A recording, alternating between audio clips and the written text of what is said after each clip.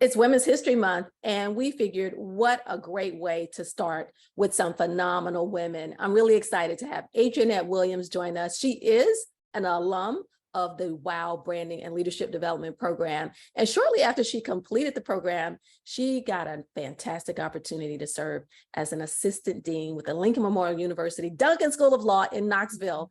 Always good to see you, Adriannette. Thank you for having me, Kathy. Tell us, what were you doing prior to accepting this great opportunity? Before accepting the opportunity as Assistant Dean for Diversity, Equity, Inclusion here in Knoxville at Lincoln Memorial University, I had just segued out of my position as managing attorney for regional counsel into my own law firm, which was what WOW was helping me with, is building my personal brand. And little did I know, building my personal brand was going to really help catapult me into this position that was really unexpected at the time. What did you think when, first of all, you got the call? I thought it was an amazing opportunity. God works in mysterious ways, and my father had just told me maybe a month before. He said, if there is any opportunity that comes your way, instead of saying yes or no or making a decision, say thank you for the opportunity, let me consider it. And so when this opportunity came, I heard those words resounding in my head, and I said, thank you, I'm interested in this opportunity, please tell me more. And you were actually interested in transitioning into your own practice. So you had started working on your brand, your logo, your brand identity. Tell us about that experience. That was an amazing experience. I had to determine, what image I wanted to portray to the world, what clients I wanted to serve, what kind of practice I wanted to have, how I was going to balance that. And I came up with some things that I knew about myself. I know I want people to know I'm professional, poised, and proven. And so those were the things I built my reputation and my brand on for my law firm. And I actually built it all the way out. I mean, we have clients, I serve clients, I had contracts with the state of Florida. So it was up and running while I was in WOW. And then how long did it take for you to transition from your practice, which you still have, to your position as assistant dean? Well, I interviewed in July. So the process was, it started with a Zoom interview for this position. The second step, which, let me stop. It started with the Zoom interview, which we were well prepared for because of WOW. One of the things that WOW talks about is your personal brand, what you look like, how you present yourself, looking at yourself on video, making sure what you want to deliver to the world actually translates to them. So that was very helpful in my interview, the Zoom interview. The second interview was in person, and I had just gotten done with my headshots and picking out my suits for the WOW program for our headshots. So I literally just took all the suits and everything I had to my interview for this position. So those are things that I didn't have to worry about when I was interviewing, because as we say, if you stay ready, you don't have to get ready. So I was already ready when that opportunity presented itself. Adriannette, I'm going to probe a little deeper into what you're doing now, but let's back up to that suit. Yes. When you took your headshot and you had your makeover, tell us about that, because you really weren't feeling it. I was not, and this is no disrespect to Kathy's team, but this was a lesson learned, that you always surround yourself with professionals and people who know more than you do. And what we did is I took the shots that I took with WOW, I took my own headshots and I sent them out to a series of professionals, and I'm talking judges, lawyers, politicians, people in Congress. Overwhelmingly, everyone loved the shots that I took in WOW. And so that was a lesson for me, is that you have to trust the team around you. And I did. I went with the headshots that I had in WOW. And so you'll see them all over promotional materials. Those are the headshots that we use for my position here.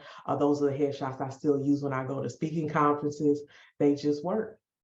I'm glad to hear that, because we got through that. I was like, okay, how do I help her understand that this is a beautiful headshot? And you said it really looked like an executive. You heard someone say that to you, correct? Yes, they say when you put this headshot beside different executives, it looks like it belongs. You look like you belong in the room, and just from that headshot. And so you don't want to just, and I was afraid because I'm younger, I didn't want the headshots to age me. But one of the things you cannot worry about when you are, at this level is the age. I mean, it's clear my age, my youthfulness translates through anything I have on in any room I walk into. So it's not something that I necessarily have to worry about.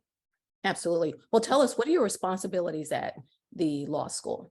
Well, as Assistant Dean of Diversity, Equity, Inclusion here at Lincoln Memorial in Knoxville, I have two main tenets to my job, and that is to recruit and retain our minority students.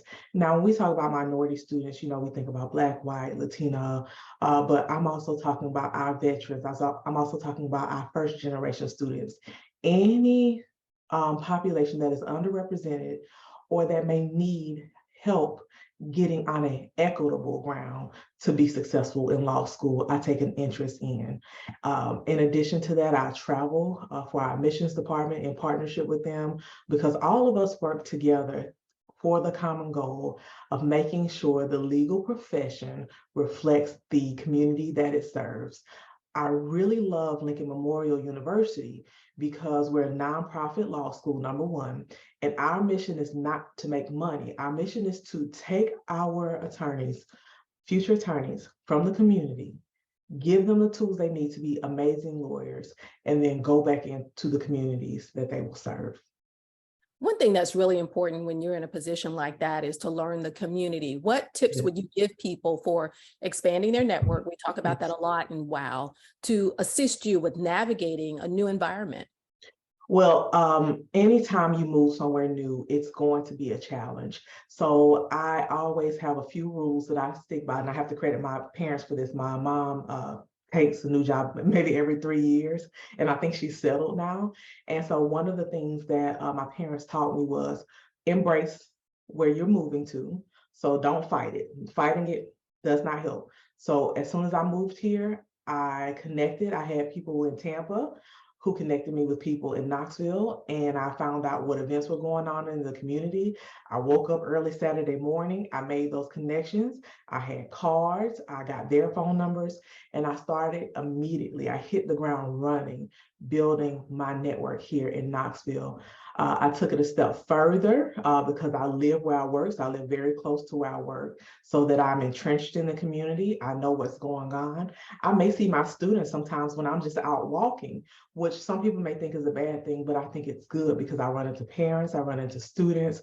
Sometimes students may need something signed in the evening, and I'm walking there for my morning walk or my evening walk, and I can sign it or say, send me an email and I'll take care of that. That helps build that sense of community, not just for them, but for me as well.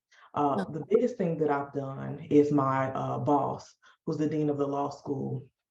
I told him about an opportunity that the Knoxville Chamber of Commerce recommended, and it's called Intro Knoxville. It's a step into leadership Knoxville, and they really introduce you to all facets of the community. And we're talking the educational arena, we're talking what to do outdoors, we're talking the political arena, even the arts and the sciences, so that you know what's going on. So we got to visit the different theaters.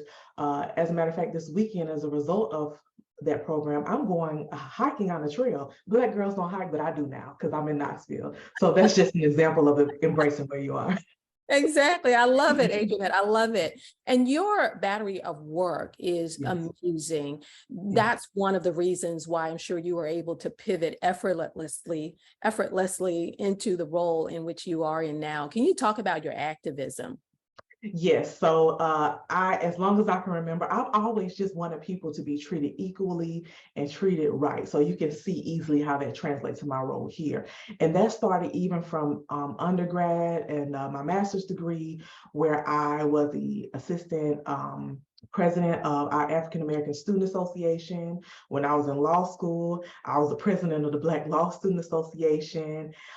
Even when Mike Brown was killed, I staged a blackout at our law school. I actually had the media there because I had media training. So I knew how to email the media. I knew how to set up a press conference. I set up a whole press conference and a whole event just to bring awareness, because I did not like the media portrayal of what was happening in America. And I said, yes, you guys are highlighting that people are burning down buildings and they're upset, but there are people who are young professionals, who are just as outraged as to what's happening. And we're not being heard because you're highlighting this one small segment. And so they came out to the law school and they did the event. And excuse me, I remember the dean of the law school, he stood outside. He had no idea what was going on. And I did not feel the need to ask his permission because I was a student at the law school and I had my obligations to my community to do what I saw fit. And so he said, afterwards, he called me to his office. He said, Adriannette, if you're going to do any more events, please let me know. I'll be happy to support you. And that's an example of bringing me in on the inside also. And I got to have a voice at the table when different things were being done. So that just helped build my leadership. It started there and it never stopped. So I graduated from law school, different things are happening, and we hit 2020. And we all know what happened in 2020. We had a wonderful, beautiful mesh of really crazy things that happened in society that really changed the hearts and minds of people and said, this is enough.